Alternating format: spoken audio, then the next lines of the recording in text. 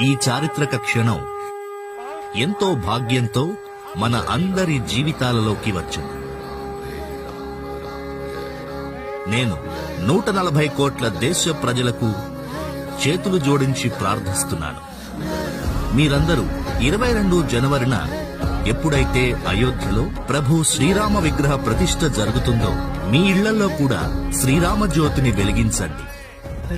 దీపావళి జరుపుకోండి. 22 జనవరి సాయంత్రం యావత్ భారతదేశంలో దీపావళి వెలుగులుండాలి. ప్రతి ఒక్కరికి కోరిక ఉంది. జనవరి 22న జరిగే ఈ ఉత్సవానికి సాక్షి కావాలి. వారు స్వయంగా అయోధ్య రావాలని అనుకుంటున్నారు. కానీ నా అభ్యర్థన ఏమిటంటే జనవరి 22న ఒకసారి శాస్త్రోక్త కార్యక్రమం జరిగిన అనంతరం